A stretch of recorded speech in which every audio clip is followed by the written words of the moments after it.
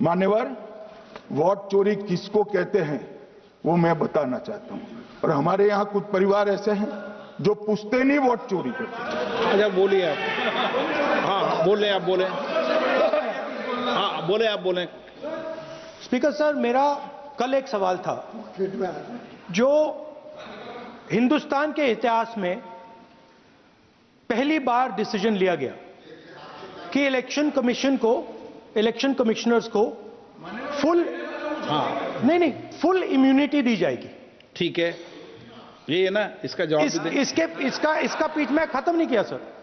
इसके पीछे जो थिंकिंग थी वो हमें सबसे पहले बताएं।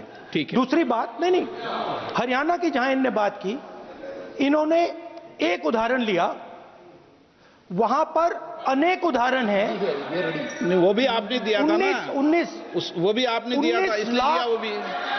19 लाख वहां पे फेक लोग, वो उदाहरण आपने दिया था, इसलिए उसका जवाब दिया। और ये भी हमें बता दीजिए, actually let us have a debate on my press conference.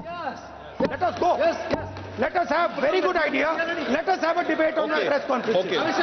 Amit Shah ji, I challenge you to have a debate on the 3 press conferences. Please.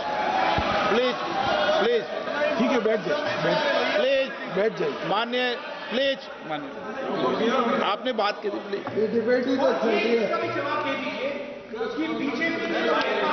Uttar Pradesh में और हरियाणा में दोनों चुनाव में वोट कैसे दे रहे हैं? प्लीज ये भी जवाब दे दीजिए।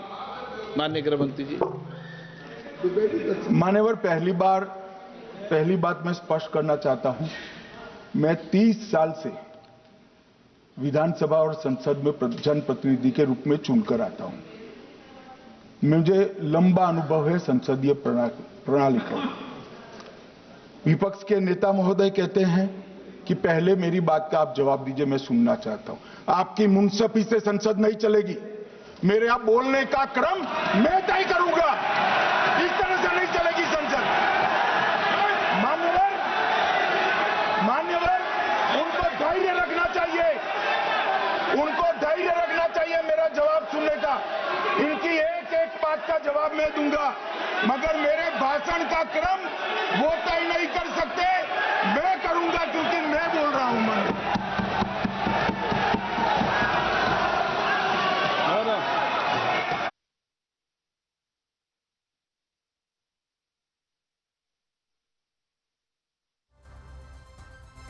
एक मिनट गृह मंत्री जी, एक मिनट गृह मंत्री, क्या गलत बोला उन्होंने यही बोला, आपने जो बात उठाई है मुझे कब बोलना है मैं तय करूंगा, यही बोला ना। उसमें क्यों उत्तेजित हो रहे हो आप? हाँ, आपके 2-2 मिनट में खड़े होने से थोड़ी जवाब देते रहेंगे। नो, माननीय गृह मंत्री, नहीं होगा। मैं आपको फिर मौका दूंगा, आपको।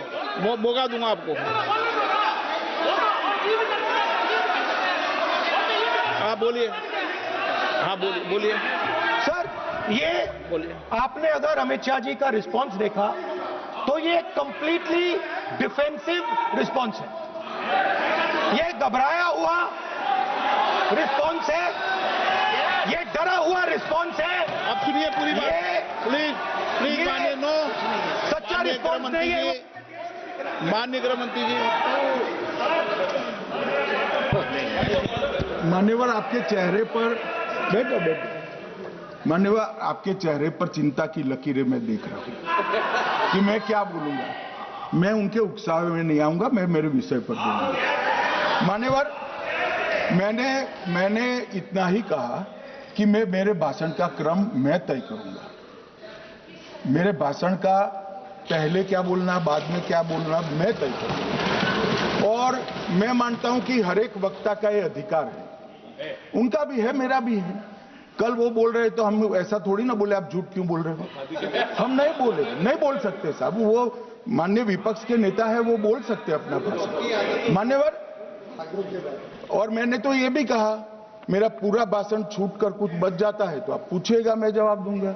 मगर अब धैर्य भी चाहिए और सुनना भी चाहिए, दोनों चीजें करनी पड़ती है।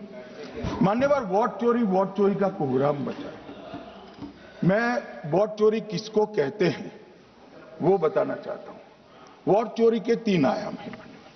एक तो मतदाता नहीं है, मतलब योग्यता नहीं है, और आप वोटर बन जाते हो तो वोट चोरी माना जाएगा। दूसरा, आप गलत प्रकार से चुनाव जीतते हो तो वोट चोरी माना जाएगा। और तीसरा, जनादेश को डिफाई करते हो, मतलब वोट के विपरीत आप कोई पद प्राप्त कर लेते हो तो भी एक प्रकार से वोट चोरी होता है। अरे सुनो ना, क्यों जल्दबाजी करते हो मानिकम? क्यों अब आपके मोबाइल पर तुरंत आएगी ब्रेकिंग न्यूज। स्क्रीन पर सबसे पहले दिखेगी बड़ी खबर। देश दुनिया की हर खबर एक जगह। अब आपके मोबाइल पर तुरंत फटाफट इंस्टॉल कीजिए न्यूज नेशन ऐप और रखिए खुद को अपडेट।